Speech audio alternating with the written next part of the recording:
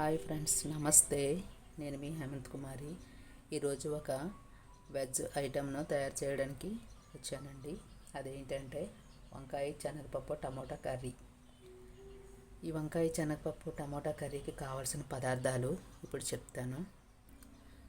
మొదటగా వంకాయలు శుభ్రంగా కడిగి ఉప్పు నీటిలో వేసుకొని ముక్కలు కోసుకున్నానండి.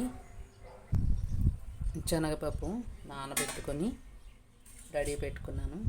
2 టమాటా ముక్కలు, 2 టమాటాలు ప్యూరీ చేశాను. ఒక వెల్లుల్లిపాయ, కట్ చేసిన ఉల్లిపాయలు, 2 పచ్చిమిర్చి, ఒక 2 రెమ్మల కరివేపాకు, పోపులండి, ఆవాలు, జీలకర్ర, 2 స్పూన్ల ఆయిలు, కారం, సాల్టు, పసుపు, కొంచెం అల్లం వెల్లుల్లి పేస్టు. కర్రీకి కావాల్సిన పదార్థాలు చూపించాను కదా. ఇప్పుడు దాని తయారీ విధానము చూద్దాము. మొదటగా స్టవ్ ఆన్ చేసుకొని బాణాలి పెట్టుకున్నానండి. స్టవ్ వెలిగించుకొని బాణాలి పెట్టుకున్నానండి. అందులో 2 స్పూన్ల ఆయిల్ వేసుకున్నాను. ఆయిల్ బాగా మరిగే వరకు వేసేద్దాం. ఆయిల్ మరిగిందండి. ఇందులో పోపులు వేద్దాము.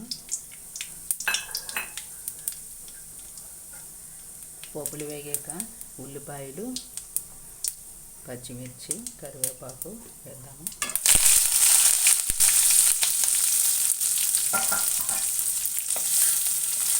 ఇవన్నీ కూడా బాగా వేగాలి. ఇందులోనే వెల్లుల్లిపాయలు వేద్దాము. అలాగే అల్లం వెల్లుల్లి ముద్ద కూడా వేసుకుందాము.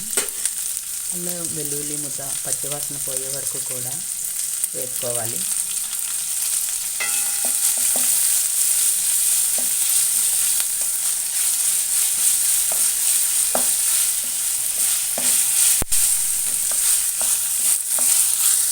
ఇందులో టమాటా ప్యూరీ వేద్దాము. 2 టమాటాలు కట్ చేసుకుని ప్యూరీ చేసుకునేది.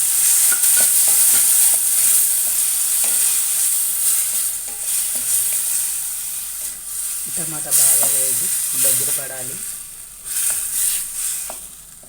ఫ్రెండ్స్, ఇందులో టమాటా వేగింది కదా, ఇందులో పసుపు,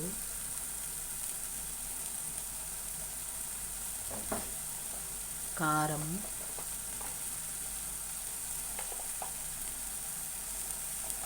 ఒక స్పూను, అలాగే ఉప్పు లాస్ట్ను వేసుకుందామండి. ఎందుకంటే ఇందులో పప్పులు వేస్తాం కాబట్టి అది ఉడకదు. అందుకోసం ఉప్పు తర్వాత వేసుకున్నాము. ఇందులో వంకాయ ముక్కలు వేసుకుందాము. కట్ చేసుకున్న వంకాయ ముక్కలు కూడా వేసుకుందాము.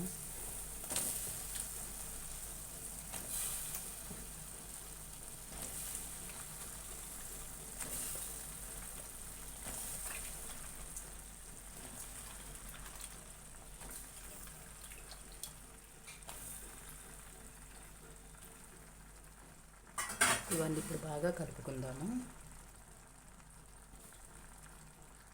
వంకాయ ముక్కలు శుభ్రంగా కలుపుకుందాము. ఉప్పు, కారము, పసుపు పట్టేటట్లు.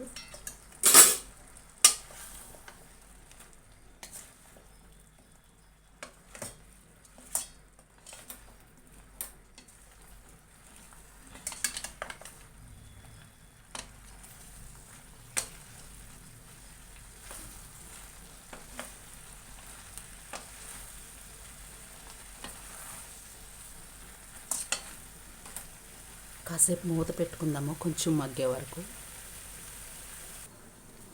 ఇప్పుడు ఇందులోనే నానబెట్టిన శనగపప్పు వేసుకుందాము.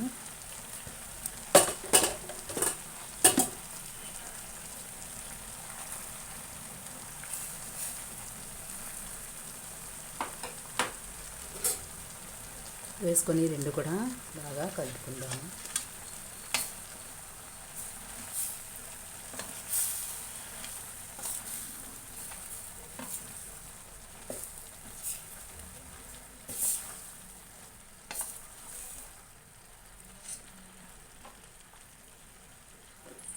కాసేపు మూత పెట్టుకుందాము.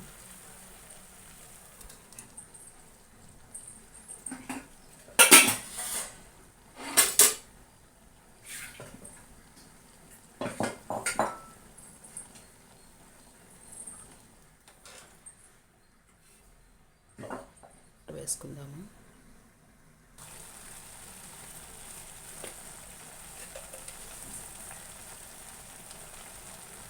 రుచికి సరిపడినంత సాల్ట్.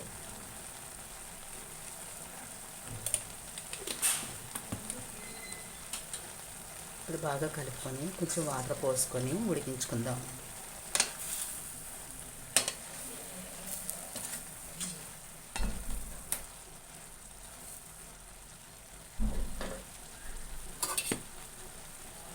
కొంచెం వాటర్ పోద్దాం. ఉడికించుకొని మూత పెట్టుకుందామండి. దగ్గర అయిన వరకు ఒక 15 మినిట్స్ పప్పు ఉడకాలి కాబట్టి మూత పెట్టుకుందాము. ఒక 15 మినిట్స్ ఉడకాలండి. ఫ్రెండ్స్, ఇప్పుడు మూత తీసి చూద్దాము ఎంతవరకు వచ్చిందో. బాగా ఉడుకుతుంది. బాగా మరి కొంచెం వాటర్ ఉంది కాబట్టి అది దగ్గర పడాలి. మరొక 1 మినిట్ ఉంచుదాము.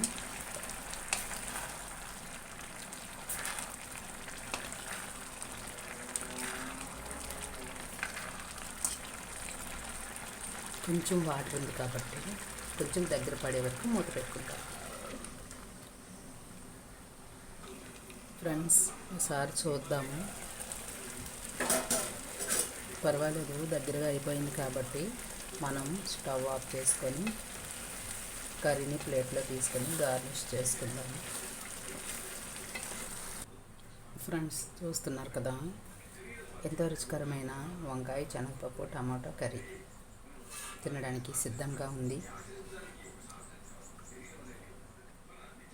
ఇది కర్రీస్లోకి, ఈ కర్రీస్ రసంలోకి, పప్పుచారులో కూడా బాగుంటుందండి. నెక్స్ట్ ఇది మీరు మీ ఇంట్లో చేసుకొని ఈ డిష్ ఎలా ఉందో నాకు కామెంట్ రూపంలో తెలపండి. లైక్ చేయండి, షేర్ చేయండి. Thank you so much.